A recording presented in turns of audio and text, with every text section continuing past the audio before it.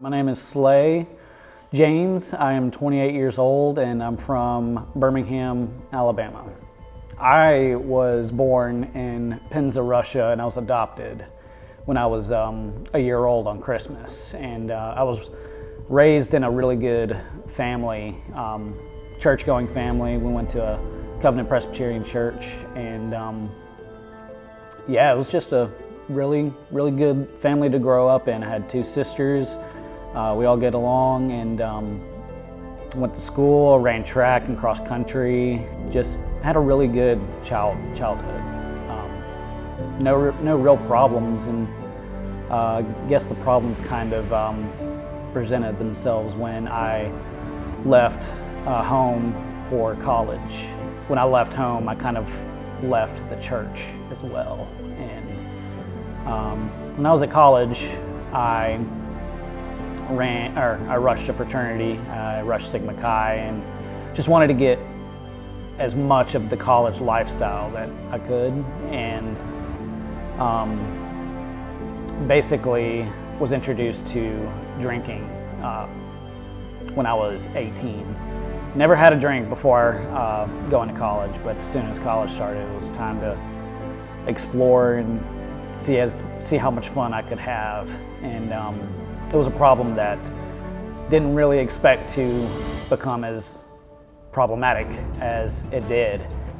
Being in a fraternity, drinking was just a part of the fun, part of the party scene, and it was just occasional, but I really liked it. So come the weekends, it was, all right, what we drinking and how much are we getting? And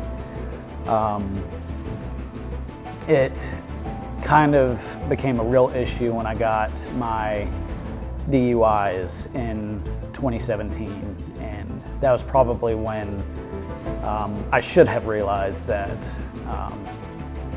hey, this is kind of a problem, and it's got major consequences if you mess up. And I was pulled from school. I worked for a semester, went back to school, and just went right back to it. Like nothing had changed, nothing had happened. And just after I went to school, drinking really became my main focus. I was neglecting classes. I had switched majors from accounting to English education, and I just really neglected my classes, and grades started to slip. And once COVID rolled around, it was pretty much game over. Wasn't going to class anyway. I just left school and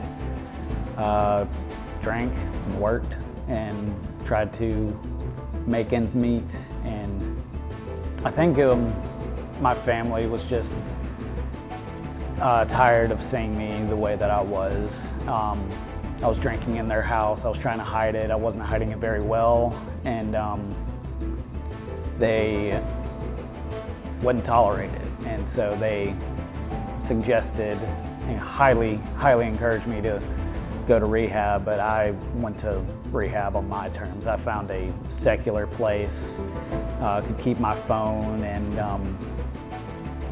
ultimately learned to deal with my depression and anxiety there. Not so much the drinking problem, because once I left, I probably stayed sober for about 130 days, I think it was, and just went right back to drinking just because I enjoyed it that much, and became a big part of my life for the next 3 years. And for 3 years, I made it work. I went through multiple apartments, multiple jobs. I had a really good job for a good year, working with wood, making stuff for commercial businesses. But I'll never forget the time I walked into work and one of my coworkers commented saying I smelled like a brewery.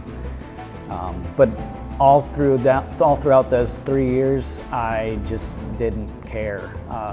And it was mainly because I was still not going to church. I was back home in Birmingham, but I wasn't going to church. I wasn't going with my family. I was just isolating myself, and whatever girl I was with at the time, it was just, those were my main focuses, drinking and whoever I was with, dating wise. And leading up to S2L, I was in a pretty good apartment, but my drinking habit and troubles with money kind of drove my roommate away, and there was no way I was going to be able to pay for a two-bedroom, one bathroom apartment by myself. And so I was faced with that dilemma again. Is like, hey, you're either going to live in your car again or really seek help.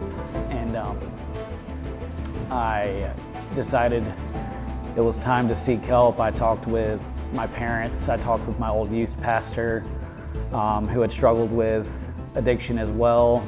And I really just didn't want to live in my car again. It wasn't the best time.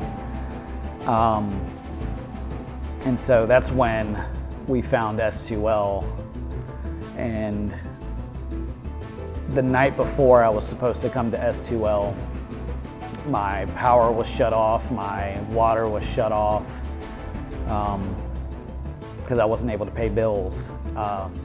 And whatever money I did have left and whatever I had that I was willing to sell was going to go towards whatever drink I could buy for the cheapest price. And I'll never forget the generosity of the people that lived below me in that apartment. They cooked me a steak dinner. They provided me with a little lantern because I was eating in the dark.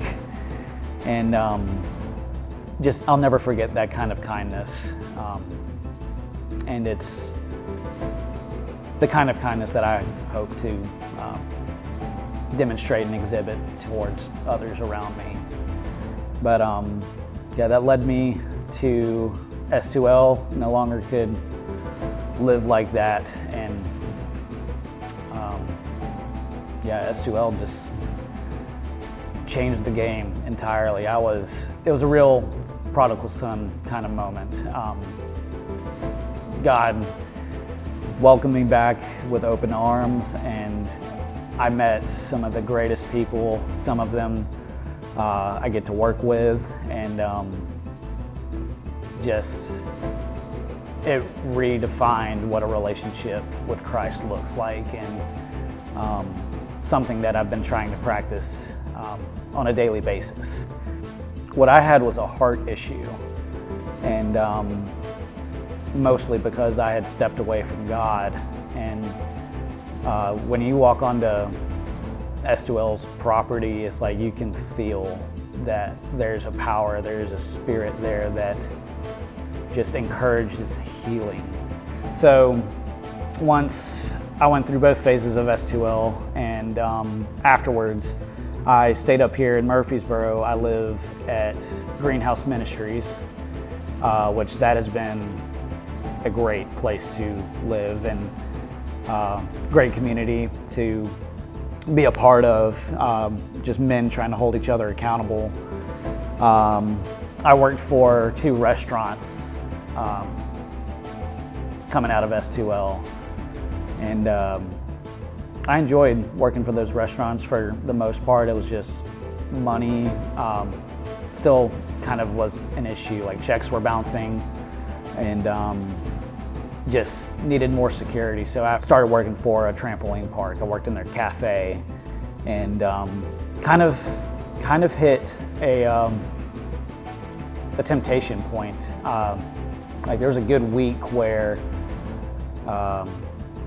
like just old thoughts and old habits started to sound good again. And I was going to work, and I felt isolated even going to work. Just I was missing something, and saw the advertisement for S2L wanting recovery coaches, and I was like, you know what? It sounds like something I would like to do. I'd like to give back to the ministry that changed my life,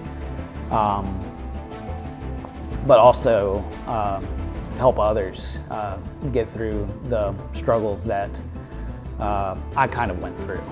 And